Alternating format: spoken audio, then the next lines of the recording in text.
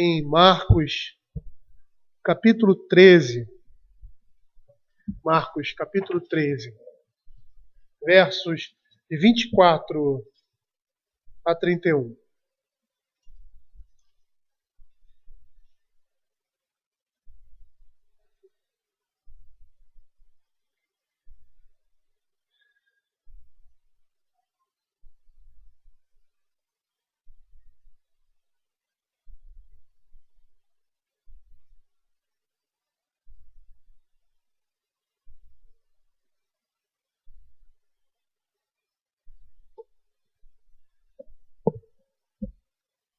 Diz assim a palavra do Senhor.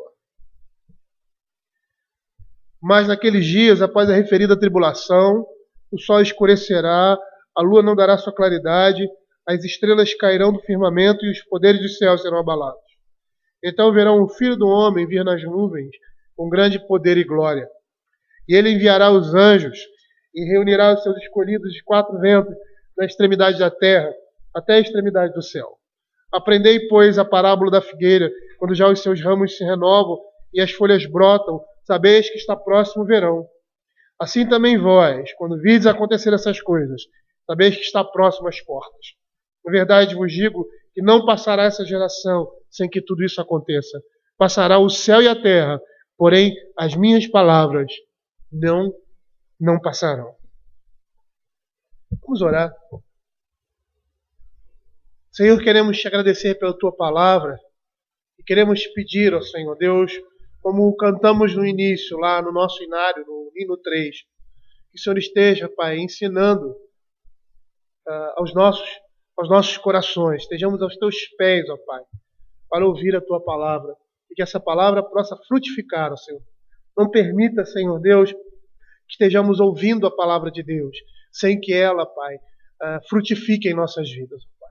Senhor, tem misericórdia de nós, ó Pai, e faça com que a tua palavra opere, Senhor Deus, poderosamente, ó Pai, em todos aqui que estão ouvindo, Pai, e também, Senhor, naquele que está pregando, Pai. Que essas palavras possam ser poderosas na nossa vida, Senhor Deus, possam transformar, possam mudar, Senhor Deus, possam cada dia mais e mais nos dar, Senhor Deus, as condições, ó Pai, de nos tornarmos varões perfeitos. Fica conosco, é o que nós pedimos, em nome de Jesus. Amém. É interessante nós estarmos falando sobre esse assunto à noite, né? E agora de manhã, desenvolvendo o mesmo tema, que é a respeito dos últimos acontecimentos. E essa porção aqui, como nós já observamos, é uma porção da Escritura que aguarda o seu cumprimento. Por isso, nós temos que ter um interesse especial e estarmos atentos ao que a Escritura nos diz. Os nossos olhos e os nossos corações devem estar abertos a esses ensinamentos, mesmo porque muita coisa que nós estamos vendo aqui, eu creio, isso é uma posição minha, que muitas coisas a gente só vai conseguir perceber quando elas estiverem acontecendo. E quando nós estivermos afinados com esses textos escatológicos. Não sei se os irmãos têm percebido isso, mas a leitura de Apocalipse, principalmente dos selos, no início, agora nós estamos muito focados num período específico do anticristo, falando somente, especificamente, da descrição que a Bíblia dá desses dois atores na história da humanidade, mas percebendo como essas coisas se encaixam com a nossa realidade hoje. Com as catástrofes, com as coisas que estão acontecendo, com os desfechos políticos, não somente no nosso país, mas de uma maneira geral no mundo. Então, nós precisamos estar com os olhos nas Escrituras para entender esse momento. Eu gostaria aqui de levantar 4 questões a respeito desse texto. Em primeiro lugar, gostaria que nós nos voltássemos para perceber quão solene majestade acompanhará a segunda vinda de Cristo.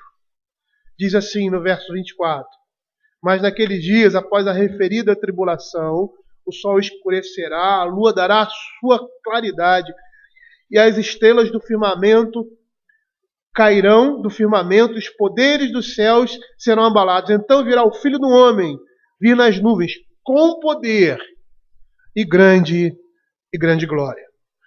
Nós observamos uma linguagem aqui no texto, né, de uma convulsão universal.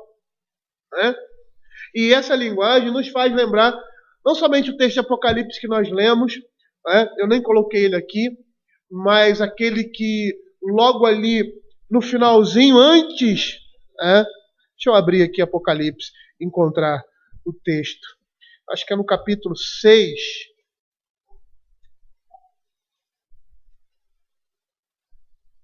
Isso, no capítulo 6, na abertura do 6º selo, quando os reis da terra, os comandantes, os ricos, os poderosos, todo escravo e todo livre se esconderá nas cavernas e nos penhascos dos montes, e vão dizer a esses montes: cai sobre nós, escondei-nos da face daquele que assenta no trono, e da ira do Cordeiro, porque chegou o grande dia da ira deles, e quem é que pode suster-se?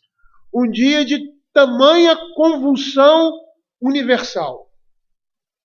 Algo assim, fora do comum.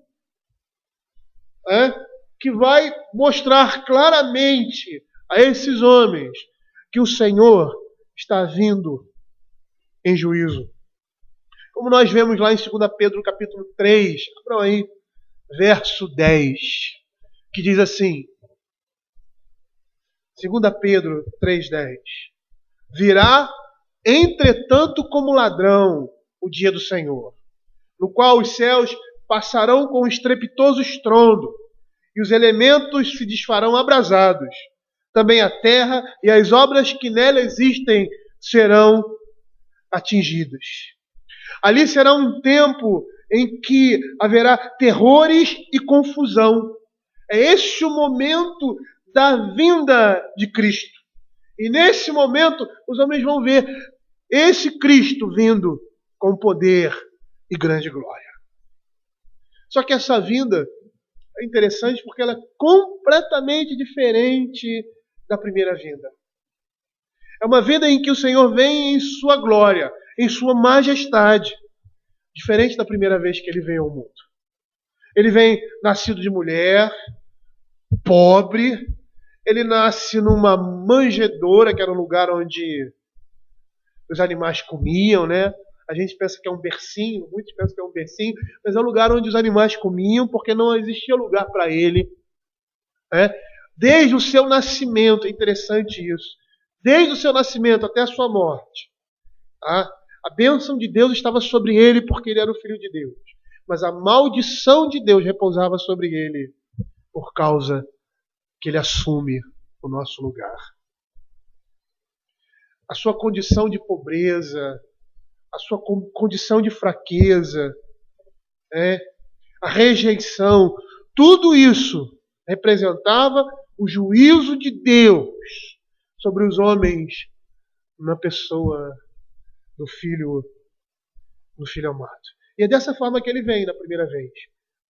Não percebido, honrado por poucos, quase e completamente desconhecido, maltratado, oprimido, tentado pelo diabo, desprezado pelos homens, condenado injustamente por causa dos nossos pecados, mas agora é diferente. Depois que ele cumpre a lei em nosso favor, agora ele vem em glória. Agora ele vem não como uma criança pobre, não como um homem qualquer, nascido num lugar onde muitos desprezavam e diziam: será que pode vir profeta daquele lugar, da Galileia? Agora ele vem como juiz, ele vem como rei, ele vem para julgar e dar o pago a todos os homens que rejeitaram-no nessa forma, humilde, desprezado, como Senhor e Deus. E estes, queridos, Esses homens que rejeitaram o Senhor, que andaram segundo as suas próprias paixões, conforme a religião dos seus corações, esses, sem desculpas, impotentes, irão comparecer diante do tribunal de Deus. E nós temos uma imagem em Salmo, capítulo 1, desses homens. A Escritura diz que todo joelho vai se dobrar. Mas esses joelhos vão se dobrar não em honra ao Senhor, mas em reconhecimento de que Ele é juiz sobre todas as coisas. Lá no verso 5 e 6, assim: por isso os perversos não prevalecerão no juízo. Essa palavra prevalecer aqui tem o sentido de ficar de pé. Eles não ficarão de pé diante do Senhor. Não prevalecerão no juízo, nem os pecadores na congregação dos justos. Quando o Senhor vier a segunda vez, Ele vem em juízo para aqueles que rejeitaram o seu senhorio em suas vidas. Mas para nós, os filhos, aqueles que foram perseguidos por causa da verdade, humilhados por causa do amor de Cristo, receberão a coroa da justiça. E ouvirão uma voz do Pai dizendo: vinde, benditos de meu Pai. Para uns, essa chegada triunfal e gloriosa representa destruição. Para outros, representa gozo e alívio eterno. É uma grande diferença a maneira como o Senhor Jesus Cristo vai voltar. Não mais como oprimido e desprezado por Deus, como diz Isaías, mas agora como Senhor, juiz, glorificado pelo Pai. Uma outra coisa que eu gostaria de chamar a atenção dos irmãos aqui, nós temos aqui no verso 27, diz assim: Ele enviará os anjos, reunirá os seus escolhidos dos 4 ventos, na extremidade da terra até a extremidade do céu.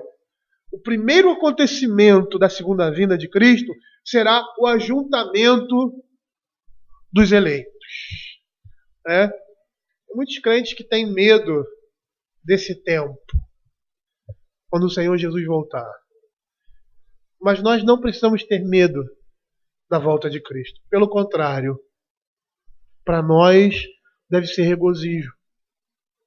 Nós estamos vendo ali no livro de Apocalipse um período que a igreja será perseguida, período que nós vivemos hoje, um período que Satanás recebe poder e autoridade para vencer os crentes, e essa é uma vitória física, é uma perseguição, é morte, como nós vimos na história da humanidade muitas vezes.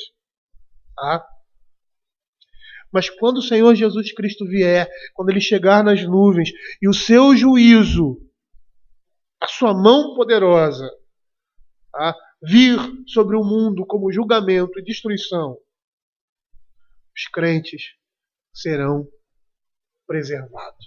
Nós seremos preservados.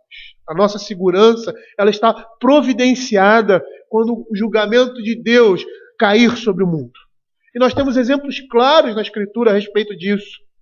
E esses exemplos, na realidade, eles remetem, todos eles, para o final de todas as coisas. Como nós vimos no dilúvio. O dilúvio só veio quando Noé fechou a arca. E todos aqueles que deveriam estar dentro da arca estavam a salvo. Em Sodoma e Gomorra, a mesma coisa.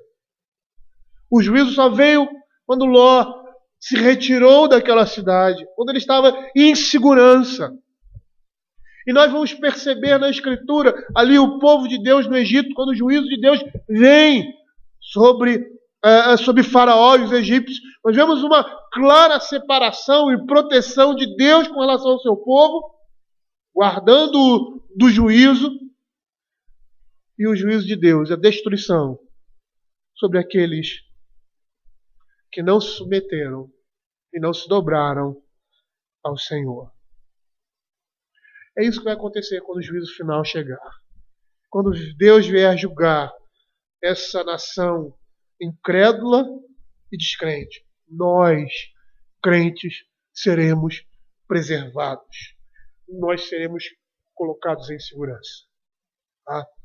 Eu não sei como é que isso vai acontecer. O apóstolo Paulo diz que lá em 2 Tessalonicenses, 1 e 2 Tessalonicenses, quando ele fala sobre o final dos tempos, ele fala claramente que nós iremos subir aos céus, seremos arrebatados, e nesse arrebatamento nós seremos transformados quando o Senhor vir buscar a sua igreja. Esse é o nosso consolo. Nós devemos aguardar a vinda de Cristo, tá? Sem temer o juízo dele, porque nós não fazemos parte desse juízo. Sem importar, tá, quão terrível as coisas que vão acontecer e sobrevirão a este mundo, nós precisamos estar confiantes no Senhor e suportar com paciência, com perseverança, os problemas desse mundo, as despedidas, as separações. Porque em breve, nós iremos nos reencontrar com os nossos irmãos, com aqueles que morreram antes de nós, com aqueles que nesse mundo perseveraram no Evangelho da graça de Deus e hoje estão com o Senhor. Em breve nós estaremos juntos.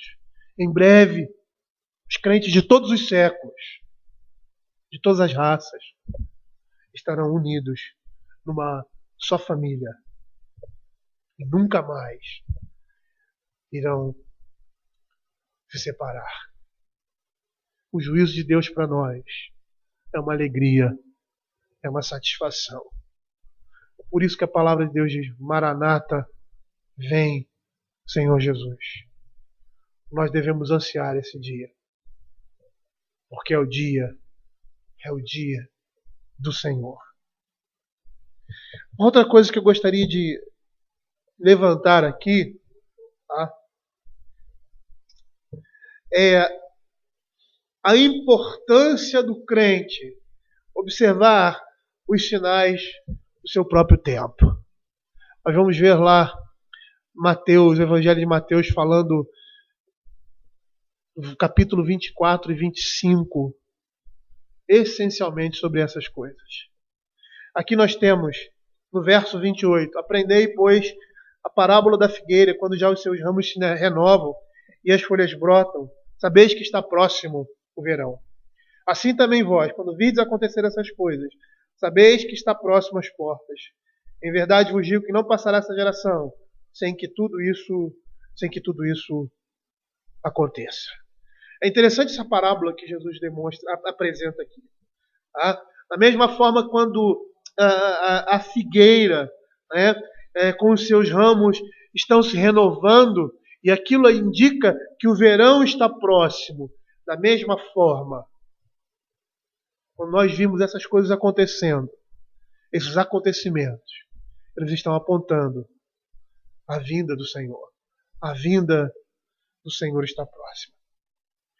E eu não sei se vocês já pararam para pensar no que isso significa. Por quê? Porque nós, como crentes, devemos observar cuidadosamente esses sinais nos nossos dias. Vocês já viram o livro de Apocalipse, que ele tem uma instrução especial? Já perceberam no livro de Apocalipse que é ordenado que o povo de Deus leia atentamente e constantemente o livro de Apocalipse? Porque ele fala do final dos tempos. Ele nos prepara para esses momentos. E por que nós precisamos nos preparar para esses momentos? Por que nós precisamos ler os acontecimentos? Por que a necessidade de entendermos o nosso tempo?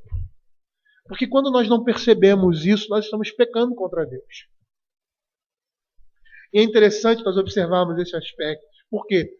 Porque se nós negligenciarmos esses sinais, nós podemos cair numa situação de pecado.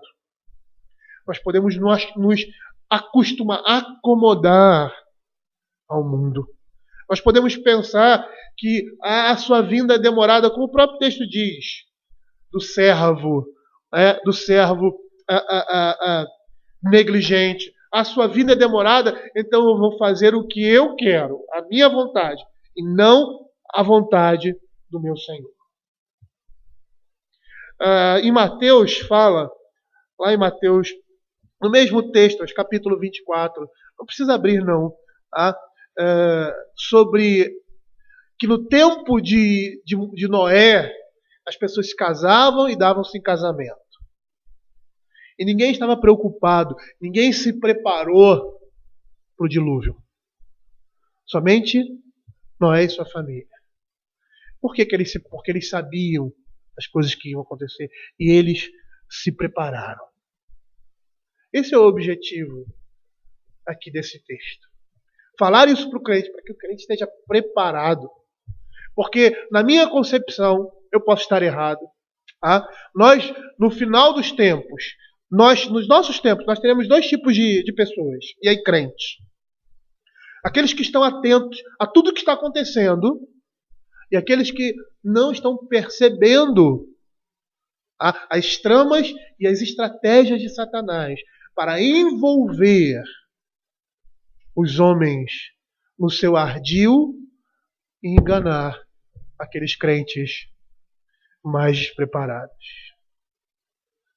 Eu percebo que esses tempos serão tempos em que algumas pessoas estarão convictas e percebendo claramente que o Senhor Jesus Cristo está voltando, e outros, por se acomodarem à situação, por não perceberem nas Escrituras essas advertências, estarão dormindo, descansando e, consequentemente, se deixando levar pelo mundo.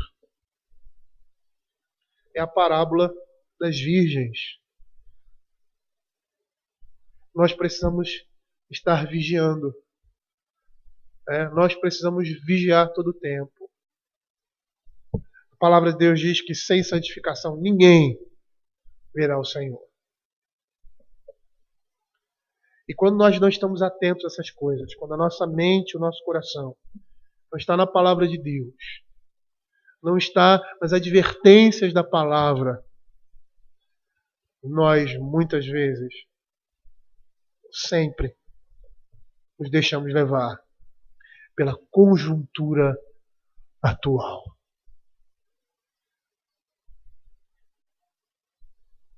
E nos perdemos completamente. Nós não podemos negligenciar esses sinais e, consequentemente, cairmos numa situação de pecado, de incredulidade, como os judeus caíram. Nós precisamos estar atentos a esses sinais. Faça um exercício. Olhe para os nossos dias. Olhe a nossa política.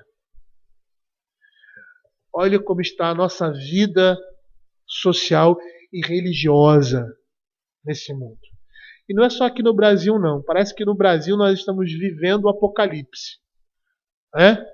Com relação à ideologia, com relação à doutrinação do anticristo e, como nós vamos ver hoje, do falso profeta.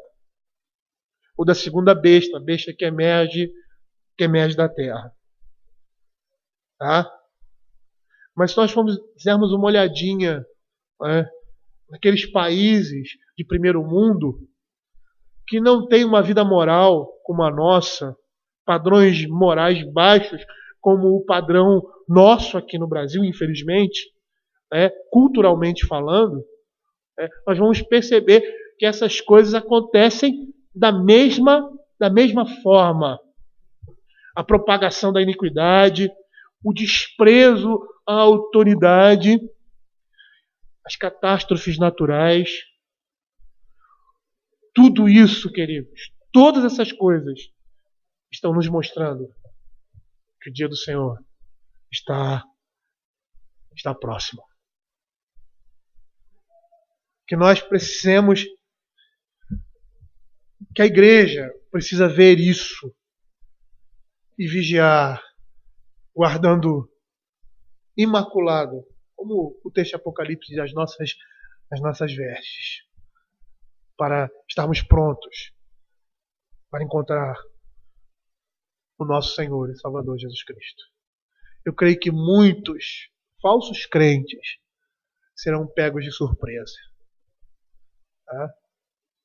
Porque se deixarão levar pela ideologia desse mundo, pela religiosidade pagã, cristã, que opera já hoje no nosso meio. Não é à toa que a palavra de Deus lá em Mateus capítulo 24 e 25, as parábolas ali nesses capítulos falam excessivamente de nós nos prepararmos para esse dia, porque virá como um ladrão, no momento em que ninguém espera. E parece um paradoxo, né? Por quê? Porque eu acho que as pessoas estarão tão acostumadas com as coisas que estão acontecendo, vão ver essas coisas como causas naturais, essas mudanças sociais como uma evolução social, as catástrofes como coisas naturais, pela utilização má que o homem, pela má utilização que o homem tem feito da natureza, que não vão perceber que o juízo de Deus está se avizinhando. Eles estarão tão acostumados, estão cegos, eles não vão perceber isso. Mas nós, crentes, precisamos estar atentos. E para isso, e por isso, melhor dizendo, preparados para a vinda do Senhor. E por último, tá? E está diretamente relacionado com isso. Tá? Como nós percebemos aqui o cuidado do nosso Senhor e Salvador Jesus Cristo de afirmar, de asseverar assim com bastante certeza o cumprimento das suas predições. Olha o que diz o verso 30 e 31. Em verdade vos digo que não passará essa geração sem que tudo isso aconteça. Passará o céu e a terra, porém as minhas palavras não passarão. Jesus já prevendo a incredulidade, o ceticismo do último dia, na própria igreja, ele deixa bem claro que isso que ele está dizendo aqui vai ocorrer em breve. Nós precisamos estar preparados. Nós não podemos indagar contra essa realidade. Não podemos pensar de algo que é provável ou improvável. Nós não podemos esquecer das palavras do apóstolo Pedro, o texto que nós já citamos, mas agora no verso 3 e 4 do capítulo 3 de 2 Pedro, que diz assim: tendo em conta, antes de tudo, que nos últimos dias virão escarnecedores com seus escárnios, andando segundo as próprias paixões e dizendo: onde está a promessa da sua vinda? Porque desde que os pais dormiram, todas as coisas permanecem como desde o princípio da criação. Nós não podemos subestimar duas coisas: a longanimidade de Deus e a certeza da sua palavra, do que aquilo que ele disse vai acontecer. A gente pode parecer para alguns que a sua vinda é demorada, como Lucas 18, né? Quando fala da mulher diante do juiz iníquo, né? Clamando, e aí no final ali daquela parábola ele diz assim, parafraseando, né? Que nós devemos orar, né? Porque pode parecer que o Senhor está demorado em responder à nossa petição, mas Ele logo nos atende.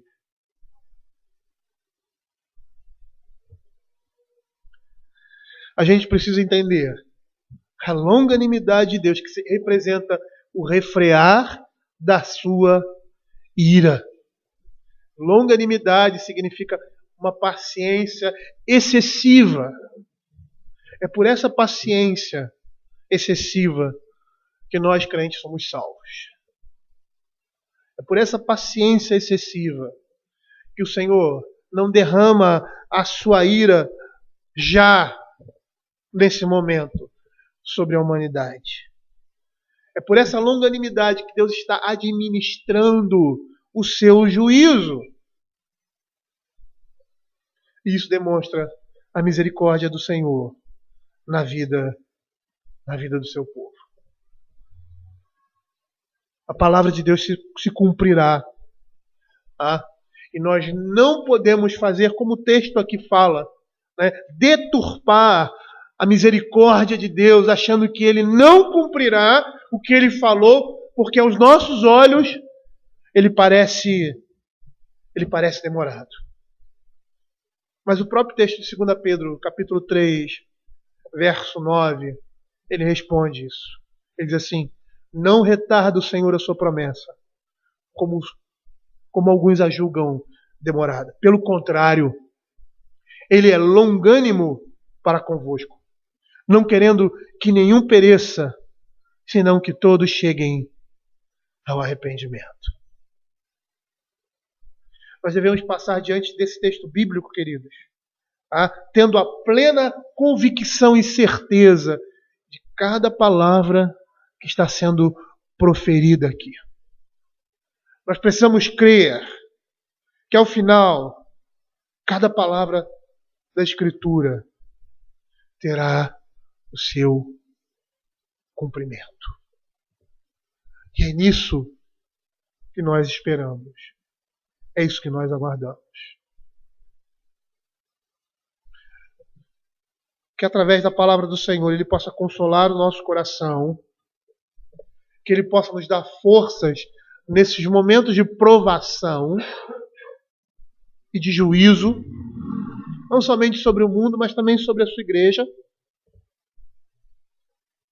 e que estejamos aguardando a sua vinda para vivermos eternamente com Ele. A palavra de Deus diz que nesse lugar não haverá lágrima nem pranto, porque o Cordeiro de Deus apacentará o seu povo. Vamos orar.